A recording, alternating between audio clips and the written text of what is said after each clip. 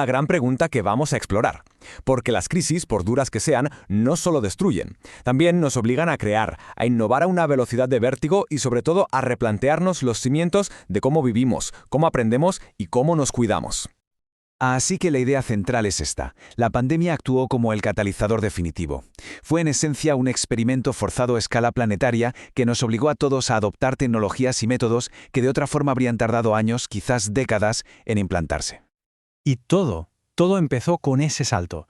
Un salto inmediato y sin precedentes al mundo digital.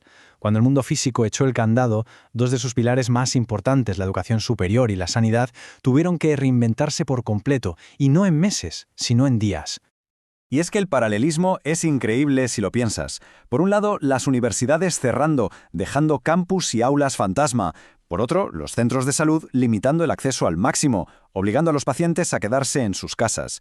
De repente, ambos sectores se encontraron ante el mismo desafío monumental. ¿Cómo seguimos funcionando cuando la distancia física es la norma? Y esto es clave, porque no fue una transición meditada ni mucho menos planificada. Nadie tenía un manual para esto. Fue una pura reacción de supervivencia, que casi sin quererlo acabó convirtiéndose en el mayor experimento sobre aprendizaje a distancia y atención sanitaria remota de la historia. Pero claro, de todo ese caos empezaron a surgir cosas inesperadas y en muchos casos increíblemente positivas. Vamos a ver cómo esta digitalización forzada empezó poco a poco a derribar barreras que llevaban décadas ahí, quietas. Esta cita lo resume a la perfección. De repente, la tecnología no era solo una comodidad, sino que ofrecía una promesa real de equidad. La posibilidad de que una atención sanitaria de calidad no dependiera de tu código postal se hizo por primera vez tecnológicamente viable a gran escala. ¿Y en qué se tradujo esto en la práctica? Pues en educación, el conocimiento se volvió más accesible que nunca. En sanidad, alguien de una zona rural podía tener una consulta con un especialista de una gran ciudad sin moverse del sofá.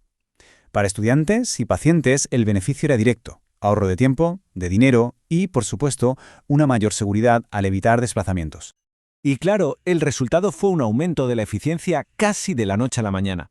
Al eliminar las barreras geográficas y logísticas, los profesionales de la salud liberaron horas que antes se perdían en viajes y salas de espera, y las universidades, por su parte, pudieron llegar a una audiencia global. El impacto potencial de ambos se multiplicó. Pero claro, no todo fue tan sencillo. Resolver el problema del acceso creó, a su vez, una nueva serie de desafíos. Y esta vez eran desafíos mucho más centrados en lo humano. La tecnología era la herramienta, sí, pero ¿cómo usarla sin perder nuestra humanidad en el proceso?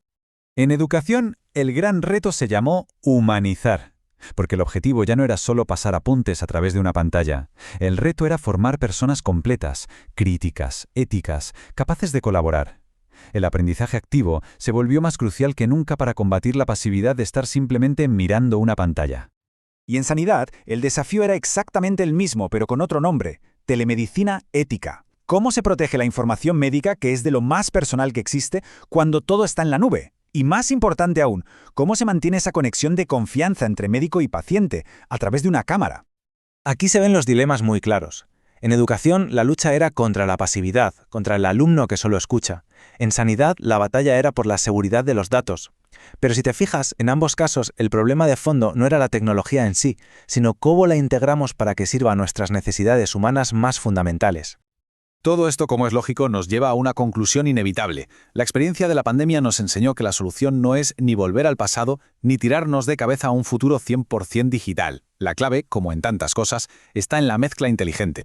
Ya no podemos meter al genio de nuevo en la botella. Hemos visto las ventajas enormes del acceso digital, pero también hemos sentido más que nunca la necesidad de la conexión humana. El objetivo, por tanto, es combinar lo mejor de los dos mundos para crear sistemas que sean más resilientes, más equitativos y, sobre todo, más humanos. Y las fuentes nos dan una hoja de ruta bastante clara. Primero, poner siempre a las personas en el centro de todo. Segundo, establecer reglas del juego claras y éticas para usar la tecnología. Y tercero, y esto es fundamental, usar estas nuevas herramientas para promover la igualdad, para cerrar brechas, no para crear nuevas divisiones digitales. Y este es quizás el aprendizaje más profundo que nos deja toda esta crisis. Las plataformas, las apps, la inteligencia artificial son solo herramientas, son instrumentos. Su verdadero valor no está en la tecnología misma, sino en cómo las usamos para alcanzar objetivos que son puramente humanos. el conocimiento, el bienestar y la conexión entre nosotros. Así que nos quedamos con esta reflexión. La pandemia forzó una revolución, nos dio capacidades que antes parecían de ciencia ficción. La fase de emergencia ya ha pasado y ahora las decisiones están en nuestras manos. La pregunta ya no es si podemos usar estas herramientas, sino cómo vamos a elegir usarlas.